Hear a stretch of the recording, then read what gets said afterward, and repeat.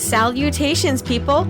Welcome to Page 3 Killers, Murders That Went Unnoticed, a podcast where we dive into the murder cases that went unnoticed by our nation's newspapers. Hi, Shay. Hey, John. Hi, guys. Hi, guys. Welcome back.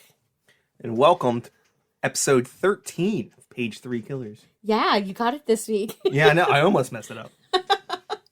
Yeah, so we got a really awesome case this week. I had so much fun researching this one. And it was a hard one. The name is very interesting. Yes, so we this week are talking about the Postcard Killer. And this case is from 1911.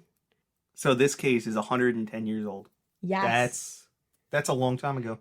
And trust me, it's so interesting and super creepy. I think everybody's going to love it. So I wonder, like, if this happened today, they would just call it, like, the email killer. Yeah, probably. Like, I don't think anybody, like, mails anything important except those, like, little leaflet things. Like, nobody sends any postcards or letters anymore, so... I know, that was my point. So you would have to do it by email. Nobody else would read it.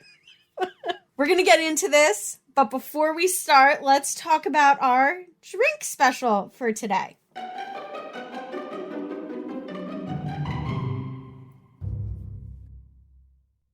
All right, and this week we're back with the drink segment with an appropriately named Corpse Reviver number 2.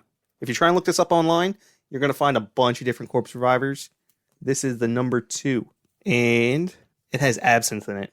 So that's cool, because we're back in the day, in 1911, and back when absinthe was, a real drink. We'll make it easy. We're going to start off with 4 different liquors, not including the absinthe. I lied. 4 different liquors, including the absinthe, and then some lemon juice. So we're going to have a 3/4 ounce each of gin, Cointreau, or orange liqueur, but they're the brand who kind of invented this, so I would use them. And if you don't know what Cointreau is, it's spelled Cointreau, or Treu, because it doesn't look like anything like how it's pronounced. But anyway, then you're going to use Lillet Blanc, which I don't even know what that is, but it's in this recipe. Okay, so I'm an idiot. Lillet Blanc is just a brand of vermouth. I knew that, and my mind was slipping. And 3/4 of an ounce of lemon juice. And then you're supposed to add a few drops or dashes of absinthe, because that stuff is wicked strong. And this is going to taste just like absinthe, even though you're only putting a little bit in there. And that's really it. You're going to basically just put everything into your tumbler with some ice, shake it up, strain it, and then pour it out into your, I believe this is supposed to be served in like either a martini glass or a daiquiri glass. I think it looks cooler in a daiquiri glass. But it does it's kind of like a weird greenish color because of the absinthe. But I hope you guys mix this up, have a few cocktails with us, and enjoy. Back to our regularly scheduled programming.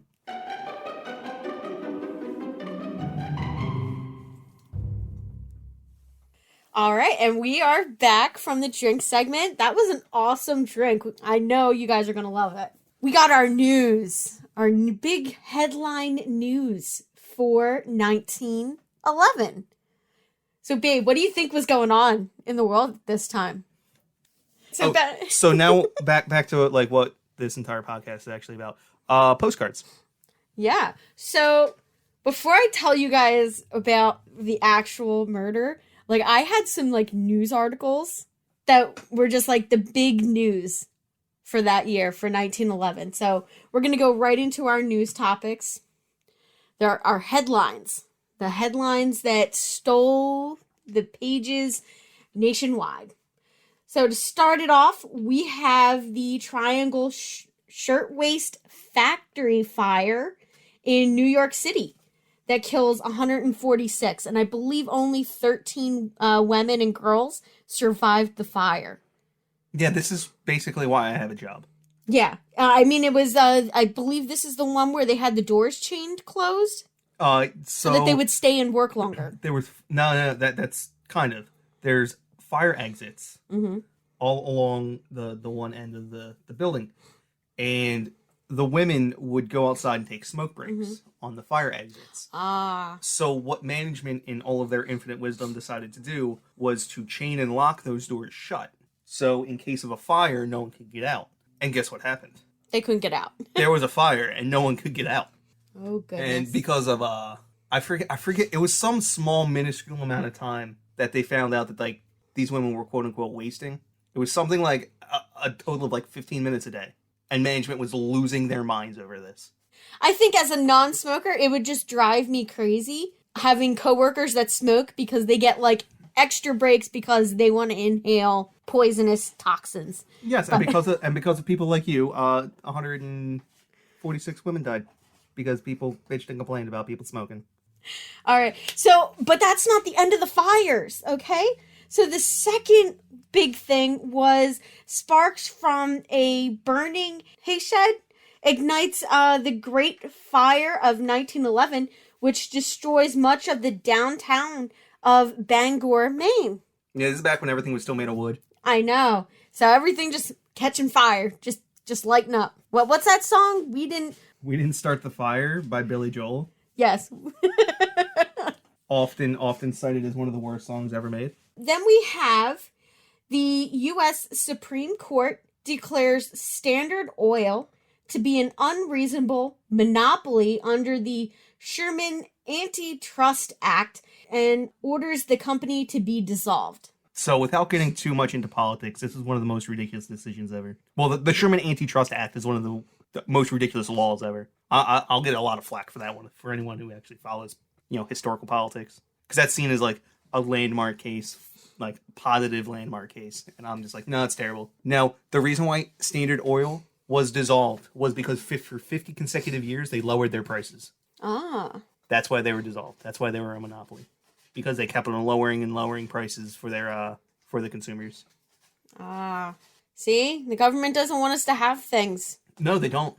Then the next thing I have on here is the first Indianapolis 500-mile auto race is run. The winner is Ray Hernan in the Marmon Wasp. Yeah, it's pretty cool. This is America's premier race. It's been going on since 1911, apparently. Yeah. And I imagine that this was probably absolutely terrifying. Oh, probably. At the time, for, like, everyone involved. Drivers, spectators.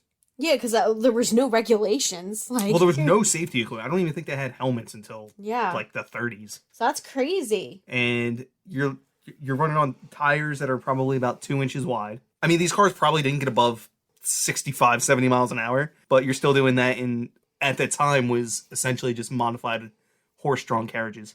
Yeah, totally. And then the next thing we have is Orville Wright. His first flight. He is up in the air for 9 minutes and 45 seconds in a glider at Kill Devil Hills in North Carolina. Setting a new world record that stands for 10 years. Yeah. I was waiting for you to finish it. Oh, okay. Sorry. So this is before the plane. Yes, this is before the plane. Then we have Chevrolet officially enters the automobile market to compete with the Ford Model T. I know you're a big car person, so this probably means a lot more to you than me. well, just think about that. That means that they were running the Indianapolis 500. In Fords. No, obviously in Marmons. Yeah. But before Chevrolet was even invented. Wow, that's crazy. Well, I shouldn't say invented, but Chevrolet was formed. What if they were doing it? It's like, were they specific? I don't even know anything about Chevrolet, really. Were they originally a car company, or were they a company that made something and was like, hey, look at those Ford Model Ts. I think we can do that too. I think that's probably what they were. Like one of those companies that switched over. Yeah, because this is pre-General Motors. Now, I know we're filming this just out of March, so this next one is kind of important. We have the first International Women's Day. Sees over 1 million men and women attend rallies in Austria, Denmark, Germany, and Switzerland. Issues discussed included women's rights to vote and to hold public offices, the right to work, and vocational training, and to end discrimination in jobs. That's true. Yeah. This is before America. Yeah. Almost 10 years before women could vote in America. Oh, absolutely. So, like I was just about to say, you see what country's not on there? U.S. Well, I mean, it looks like it was a European thing. It probably just wasn't even discussed in America. Yeah, absolutely. Or with America. Yeah, and we were probably doing our own thing. We were kind of like, fuck the world. Let's just do our own thing. And then that was the year Milton Bradley, the game pioneer and businessman, died. He passed away on May 30th of that year. And he was born in 1836. Huh. That was one of the sad things that Then we also had the RMS Titanic is launched in Belfast. Please note that this is not the sinking date. It did not sink until 1912, roughly a year after its launch. But this was like, they finally had the exterior hull built, and they have to drop it into the water. They were going through trials, essentially. Yeah. So, yeah, so they basically, they just drop it into some water and see if it'll float. So that's what happened that year. Now, we also had the first South Pole expedition lands on the Ross Ice Shelf by Ronald Admison. And then we have King George V is crowned King of the United Kingdom of Great Britain and Ireland, Canada, Australia, South Africa, and New Zealand. And his realms and territories beyond the sea. So like the moon? No, they did not land on the moon, so they weren't even trying to get there yet, babe. This is 1911. I'm pretty sure if you asked him, you're like, yo, Kingy, you king of the moon too? He'd Absolutely. Be like, yeah. And one of the more interesting things that I found was that was the year the Mona Lisa was stolen from the Louvre by Vincenzo Peruggia. This is a fascinating story. Oh my God, yeah. He literally just walked out with it from what I read. Homeboy just straight up walks in, pretends he's working there. Yeah. Grabs it, just rolls out. Yeah. And then he was an idiot and got caught. Yep. It was literally, he got caught 2 years later. It was recovered in because 1913. He couldn't figure out how to sell it. Yes. And then to round out our year, we had Marie Curie receives her second Nobel Prize, this time in chemistry, for her work with radioactivity. That's a lot. Not too many people get two of them. Yeah, exactly. Like, she was an amazing woman in a world ruled by men. You know, it's one person nowadays that she wouldn't even receive it in chemistry. She would probably receive it in physics. Yeah, exactly. And then I did want to mention that around this time, you had a couple of wars going on. So you had believe it was the Turkish... The Ottoman Empire. The Ottoman Empire and Italy. Right? Yeah, the Italian-Turkish War was going on. You had the start of turbulence between Germany and France involving land in Morocco that the French put troops into that belonged to Germany. None of this was all that important because 4 years later we're in World War I. Well, this is all this stuff leading up to the tensions, starting to build. Yeah, kind of. Yeah. So it's the simmering. It's simmering. The pot is simmering at this point. It hasn't exploded yet into the chaos of World War I, but it's that gentle boil before it starts rolling. It's the powder keg. That's what they called it. This wouldn't be a Page 3 Killers episode without our dark side. So we had a lot of really interesting things happen on the not seedier side. Yeah, it was so hard to find. But almost really nothing on the seedier side happened. I know. This was actually probably a pretty good year for people. Yeah. I mean, part of the problem was that newspapers were the only mode of information transportation. So basically, news did not travel very far outside of a region, which made everything really difficult for me to research. So you had the big things, but and they were all crime good. In particular probably wouldn't have had that big of a reach. Yeah, unless you were the Limburg child. Yeah, exactly. So, it sort of stayed nestled in its area. So, what I do have is I have two big news stories. So, we have the January 17th failed assassination attempt of the French Prime Minister in the French Assembly. Artistride Brand? Renand? Like I said, I'm Renand. not... Renand. You were so correct. Now I know. Because he was still hanging out in World War I. Yeah. Renand. Yeah, so it's a failed assassination attempt. Then we have the October 7th. We have outlaw Elmer McCurdy and associates are chased after trying to rob a train in Oklahoma. McCurdy is on the run and eventually hunted down and shot by authorities. His body was never claimed. And later, it was chemically petrified. So basically, they used it as a lab rat to test, some of those embalming techniques. And afterwards, his remains served as a sideshow attraction in a carnival until 1976. And then they actually retrieved the body, and they did like a forensic expert looked at it and everything and determined who it was, and then he was finally buried. This seems like a really cool episode. Yeah, that would be a really good mini. Yeah. Write that one down.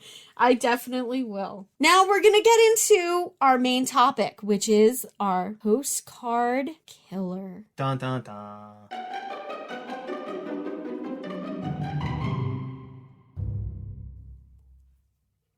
Okay, yeah. So we have, like, my research, I read these articles, so I was able to find some of the original articles from this case, and it was really surprising. And I actually saw, like, some of the postcards that were written, but just get this, okay?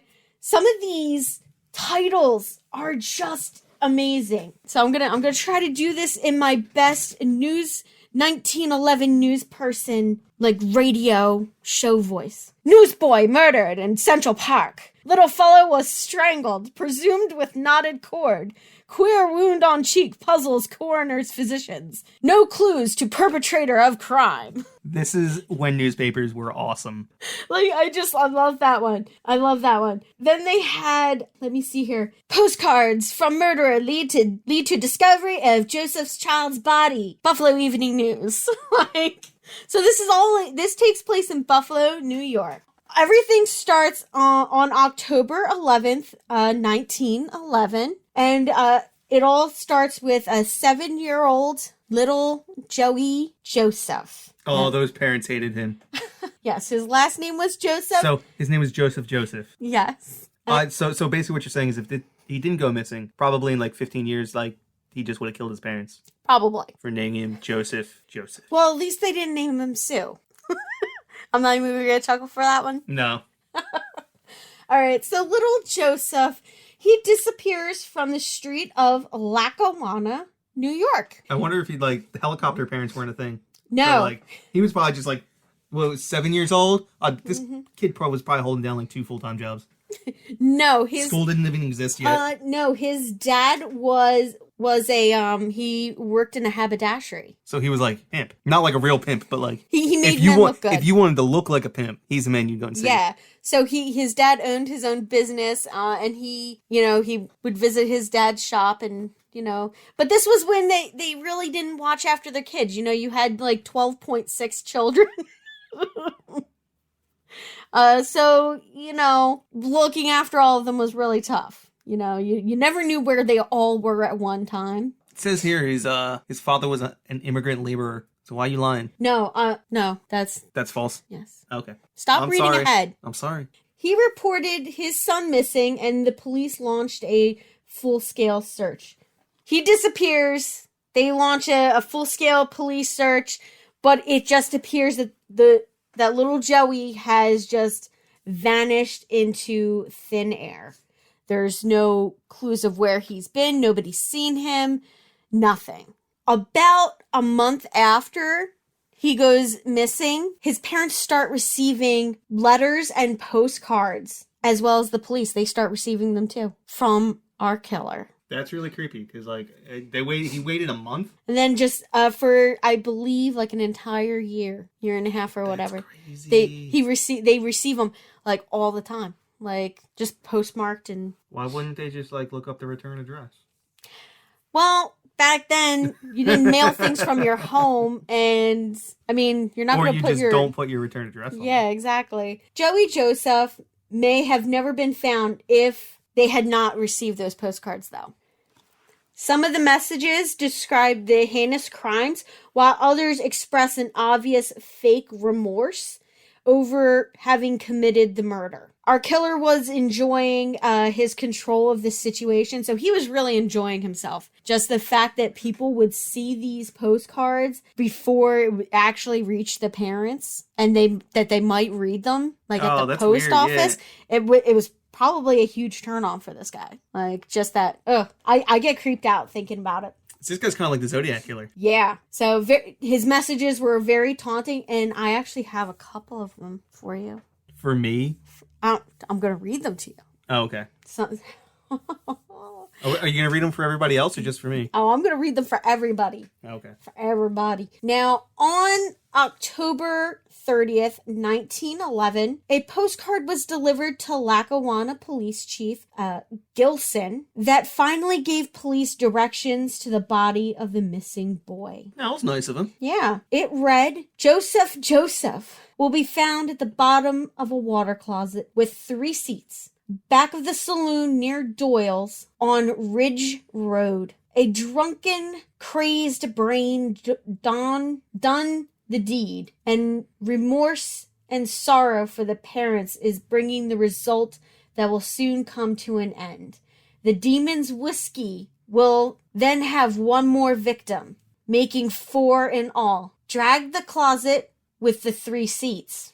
Now, acting on the tips from the postcard, police found that water closet, an outhouse that was behind a drinking spot known as Doyle's Saloon. Now, they poked around and they didn't see anything that suggested a child's body was hidden there and assumed it was a crank message and then went on to proceed to peruse other leads. Those fools. Exactly. Like, I guess they sent some, like, new guy out, and he's like, I'm not getting in a hole of shit.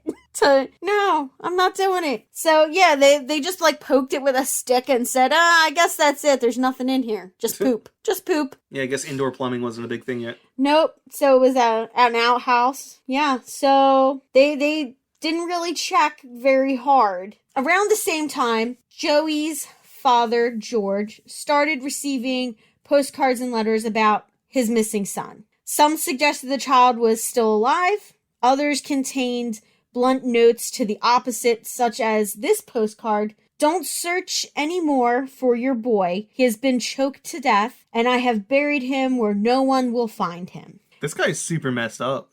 Yes. Like teasing him that like his son might still be alive. Yeah, and then in the next one, just crushing that hope. Well, at this point, like, you just don't know what to believe. Exactly. And that's got to be torture for his mother and father. And I mean, like, it must seem like the police aren't doing anything. You know, they can't find him. Well, they're not. They already told him where it's at.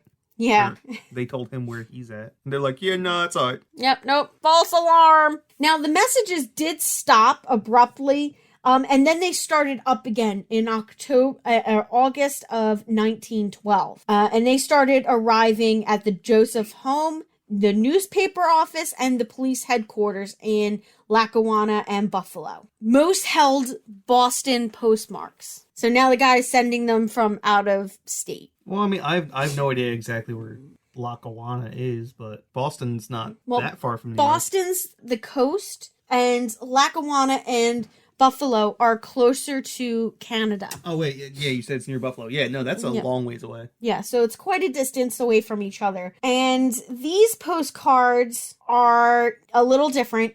So the writer describes how he had watched Joey go into a candy store, and then he lured him into an alley. And then there were graphic descriptions of how the child was sexually assaulted, strangled, and dumped in an outhouse. So this is more references to this outhouse. Yes. And just more, and then, just more and more postcards and letters arrive, one after the other. And finally, the Buffalo police get one claiming claiming responsibility for the unsolved murder of a newsboy, Michael Kruk, age 11, in New York City's Central Park, a decade earlier than the disappearance of Joey Joseph. Now, in another, the writer admitted to having murdered at least 12 other children, and then had this written on it: "Catch me if you can." This really should be a movie.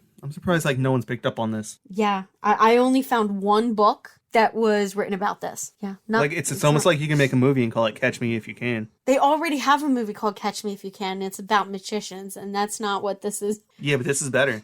I know, this would be so much more interesting. A few of these postcards pointed to the outhouse behind Doyle's as the place where Joey's body could be found, which prompted a second check of the outhouse for a more thorough investigation. And on November 16th, 1912, more than a year after Joey disappeared. Investigators pulled from the cesspit a small skull and other body parts in various stages of decay. I'm gonna have to look up and see how these outhouses were designed back in the day. So I think how it was you dug like a trench, and then you would put this wooden structure, would like sit over it, and it had like a hole in like this in the seat, and you would just poop right there. I'm pretty sure that's how they looked. Well, I mean, there has to be some way to get rid of the poop, right? I guess that's what I'm wondering. Like, I know it goes to a cesspool, but just kind of chills there forever. Yeah. All right. Yeah. You know how it is. Now, George Joseph identifies his son after looking at the skull, which was missing its 2 front teeth. And just prior to his disappearance, Joey had lost those teeth. So that's a dead giveaway. Dead giveaway, yes. No pun intended. Yeah. So this case was sensationalized in the local news in the Buffalo. So this did not make it past, I believe it was in New York State. It like only went out like 3 towns. Like nobody else heard about this. Like this, it was like so buried. Like it was only on the front page in Buffalo, New York. But it's so interesting. I know. But at the time, I don't think it was necessarily the thing that they wanted to focus on.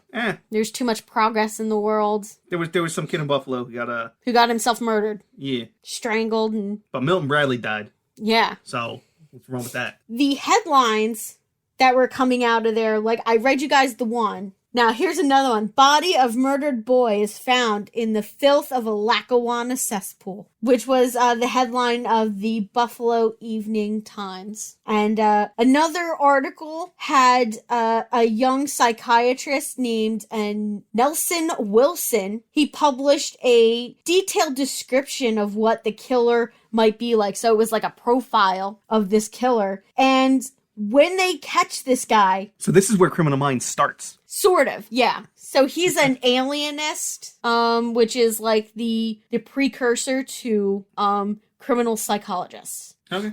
Yeah. Sounds good. So his profile was so close to the truth that the prosecution team hired him for the trial. Like, you would think that particular fact alone about this case would make it so much bigger than what it is. I know. It would. Like, you could just write a book just about that. If this is the first criminal profile. I feel like if this had happened in Victorian London, it would have been huge. If it was Victorian London, because Victorian London loved the grotesque and the obscene. But this was pre-Wings Buffalo, and no one cared about that. Exactly. So, this is the boonies. This is like, it's a hick town. Yeah, it still is. No offense to anyone from Buffalo, but... Yeah, it wasn't a hot spot. New York City is the hot spot in New York State.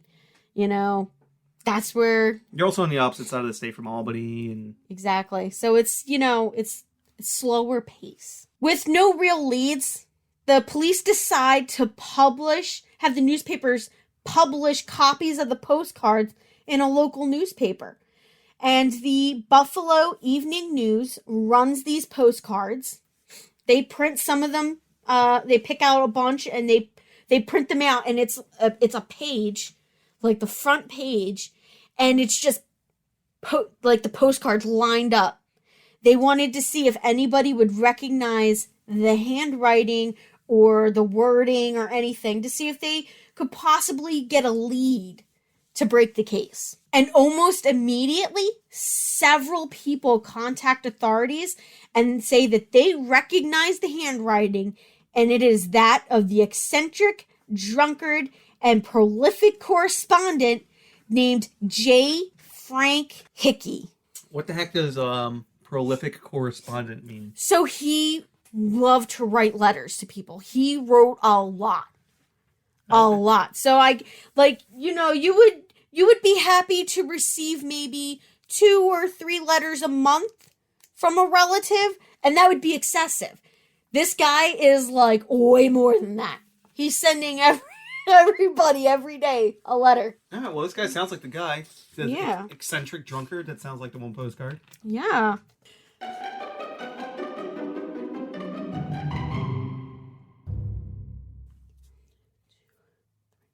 So now we're going to get into our investigation. Thomas Blass, the superintendent of the Lackawanna Steel Company, he was the first person to call into the police. He saw the postcards and told the police that he recognized the handwriting. He said that it was a dead match for a former employee, and he gave the name John Frank Hickey, who was 47. Police tracked Mr. John Frank down at the Keswick Colony in New Jersey, in a New Jersey sanitarium, and arrested him for Joey's murder. So this guy's insane. He's in the sanitarium. Well, was he working in a sanitarium? No, he was there as a patient. He was there as a patient. He was there as a patient. Oh, jeez. Yeah. And they were a little surprised because the man that they met was clean-cut, dapper, and well-spoken. He did not fit what they expected of a child killer to look like. But the evidence, as you will see, is starting to pile up. There was a witness. It was one of Joey's friends who saw him with a man fitting Hickey's description. The detectives had learned that Hickey lived in a hotel close to where Joey's body was found. The register held his signature, which they were able to match to a few of the writing samples that connected him to the crime. His signature matched some of the handwriting in the letters. Now, a few days after Thanksgiving, he confesses to murdering little Joey. Now, after his arrest, Hickey was also confessed to numerous sexual assaults of children. And along with Joey, he killed 10-year-old Michael Kruk and 34-year-old Edwin W. Morey, who were also victims of our killer. Hickey said that the guilt over killing 34-year-old Edwin W. Morey's drove him to drink, and the booze unleashed his inner homicidal maniac. It's a pretty convenient excuse. Yeah. The booze made me do it. Yeah, in fact, I have a quote.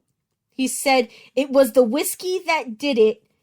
When I was drunk, the desire to kill boys came over me, and it was uncontrollable." Probably quit drinking at that point. Yeah, I mean, just as a suggestion. Yeah, and they said that he was somewhat of a dandy when sober, but when drunk, he confided to detectives that he harbored a secret sexual attraction for children. I'm gonna start calling people dandies from now on. Like, man, stop being such a dandy. I'm gonna get punched in the face. Yeah. Now, I told you that there were some other victims, right? So let me talk to you about Edwin W. Morey, who was his first actual real victim. And this happened on September 1st of 1883 when John Frank Hickey was 18 years old.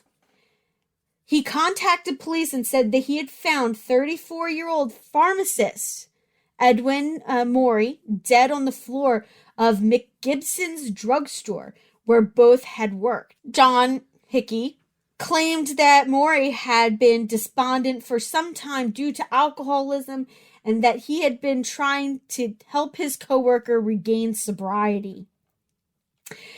As the doctors believed that Morey had taken poison, a stomach pump was brought in. At midnight, Morey did show signs of life, but died shortly after 3 o'clock in the morning. Years later, Hickey admitted to murdering Morey with laudanum.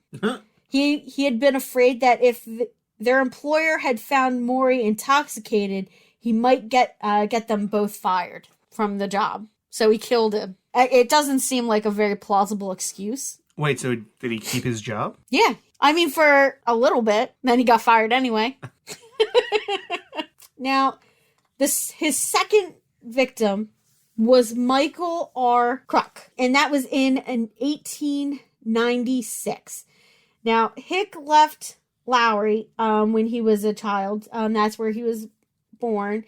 And would never live there again. Between then and 1902, he drifted around Canada in the northeast United States, working various industrial jobs. On December 10th, 1902, Hickey encountered Michael R. Kruk, an 11-year-old newspaper vendor. When Kruk offered to sell him a newspaper, Hickey responded that he would purchase all of them if the boy would follow him into Central Park. When the boy did so, Hicks strangled him and left his body with the newspaper bundled under his head. The coroner later examined the body and found no evidence of sexual assault, and the coroner's inquest ruled that Michael R. Kruk met his death by being strangled by some persons or persons unknown to this jury, as the quote. And on December 12th, 1902, Michael's body was released from the morgue and buried at Brooklyn's Washington Jewish Cemetery. Yep. And then we have his third victim, who we know, little Joey Joseph. At the time, he was employed at the steel plant as a steel plant supervisor in Lackawanna, New York. And that was on October 12th, 1911. Now, he noticed little Joey while he was playing outside his father's men's furnishing store. I had to look that up, and then I was like, oh, it's a haberdashery. Because in the articles, it said a men's furnishing store. And I was like, furnishing for men? What's that mean? So I had to look it up. Now, later, when Joey was outside playing in mud puddles with a friend in the street near his house, Hickey motioned to them to join him, which they did. And he gave Joey and his friend a few pennies to buy candy for himself and his friend. Upon Joey's return, Hickey abruptly told his friend that it was time for him to go home. Hickey then took Joey by the hand and led him to an outhouse behind the saloon on Ridge Road. There, Hickey strangled Joey into unconsciousness, sexually molested him, and then strangled him to death. Now, Hickey then dumped Joey's body into the outhouse pit. And despite the assistance of the Buffalo Police Department, the investigation into Joey Joseph didn't go anywhere for like a year until he basically had to send them a postcard that said, I did it. Here's where the body's buried. But he didn't do it. It was the whiskey. It was the whiskey. I think that's a terrible. He doesn't sound particularly intoxicated at these moments either. No. Like I imagine if you're that drunk, you're not. Yeah, if you're that drunk, but at the same time, if you are an alcoholic, your tolerance is a lot higher than other people. You could be drunk, but look not drunk. You know? I mean, I guess, but if he was an alcoholic, you'd think there'd be a lot more dead kids. Well, you don't know. At this time, didn't you police say departments there was like 12? did not. Yeah, there was 12 suspected victims. Gotcha. Yeah. So, and I mean, at this time, police departments didn't talk to each other.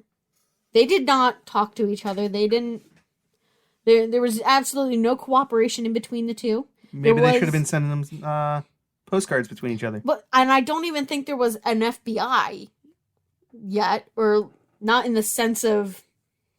I cannot remember exactly when the FBI started. Should look that up.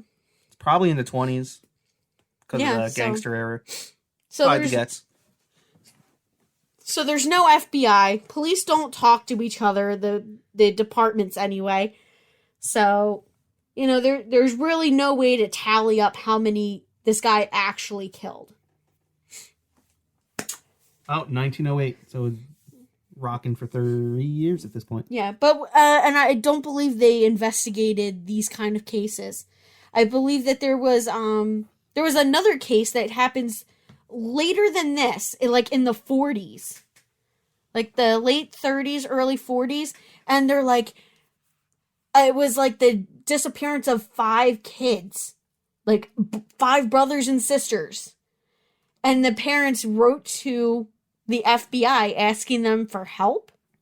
And they were probably just bored. They didn't really do much in the beginning. It wasn't until like Edgar Hoover. Yeah, and J. Edgar Hoover wrote these parents a letter saying, this isn't the sort of thing we investigate. I'm sorry, we can't help you. So that's not really what they did. I mean, how are they supposed to catch people? Now we're going to get into the trial and punishment phase of this investigation of ours into the Postcard Killer. Now, Hick's attorney tried an insanity plea, obviously, at the trial in December 1912. Now, they had a squad of alienists, aka psychiatrists, argue about whether he was sane or insane. A first-degree murder conviction carried a death penalty. So, yeah, that was on the table. And the jury deliberated for days, and the jury could not agree. Eventually, the jury was able to reach a compromise.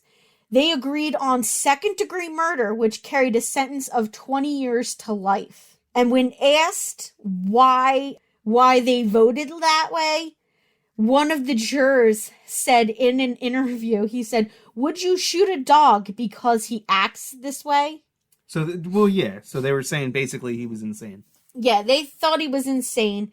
So they decided to go with a 20-year, they decided to go with the second-degree murder conviction, which basically kept him locked up until the day he dies. So, because he would never get out. He would never make parole or anything like that. It was not a very popular decision among the spectators and people that read the articles and all. They were not very happy with it. You know, child killers aren't particularly well-liked amongst the populace. Yeah. And in the Sunday Times, the Buffalo Sunday Times, they had this quote: "The public consensus was that a degenerate fiend had escaped merited punishment." You will never see a person write that in a newspaper today. Oh, no. And that's why newspapers suck. I know. And that is such a well-worded sentence. Exactly. But unfortunately, Mr. Hickey is not going to spend very much time in prison. Unfortunately, he dies of a brain hemorrhage in 1922. Or fortunately, depending on yes, the way you're seeing it. And I read another thing. This was actually like it was like an online article, which I cited up in our our research. And I just thought this quote was perfect.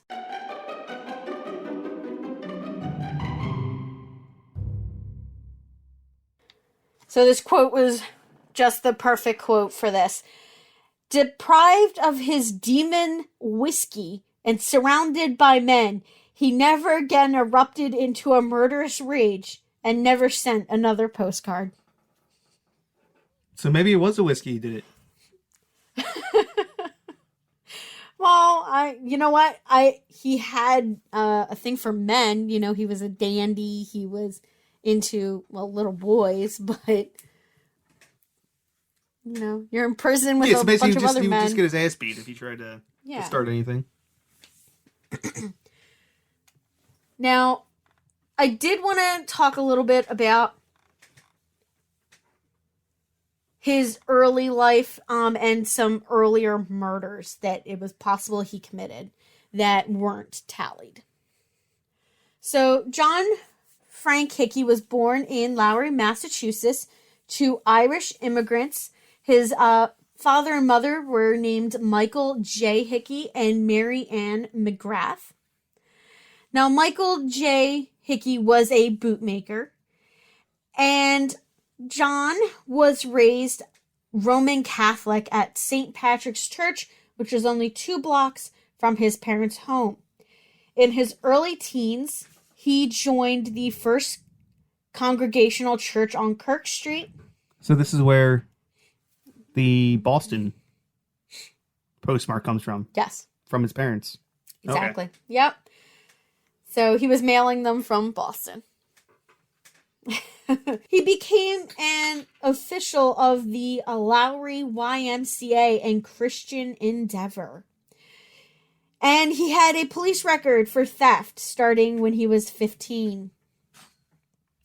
3 years later, Hickey was reportedly working as a clerk at the drugstore where Edwin Morey was a co-worker, and he confessed to killing him with an overdose of laudanum. It is noted that John Hickey was a hopeless alcoholic and that he wandered the American East Coast for decades. Hickey traveled and worked anonymously as a clerk or engineering jobs while he committed murders, and it's just surprising that he attacked people like in open view. When he listed his occupation as secretary of the YMCA, Hickey applied for and received membership to the William North Masonic Lodge in 1887. In 1889, he became a Master Mason. In March of 1895, Hickey was arrested for stealing 20 gallons of alcohol from his employer.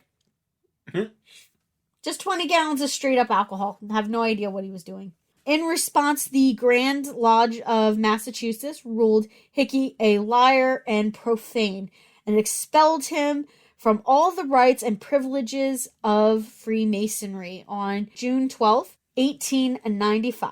Now, Hickey was well into middle age when his need for public attention drove him to taunt his victims' families and mock the police with his first postcards. Now, like I said, Hickey was suspected of at least 12 other murders. During the 2 decades he roamed New England, dozens of children went missing or were found murdered. They can't attribute all of them to him because there are 2 other known serial killers that hunted that area, that plagued that area. So you had Albert Fish, who is he was this serial killer who was into kids and teenagers. And then you had Peter Klodzinowski. That's probably pretty close. Klodzinowski. Yeah, I have never even heard of that guy. So maybe he should be another episode. And they hunted the general area. They were active at the same time in the same areas. So they're not sure how many they can attribute to one or the other.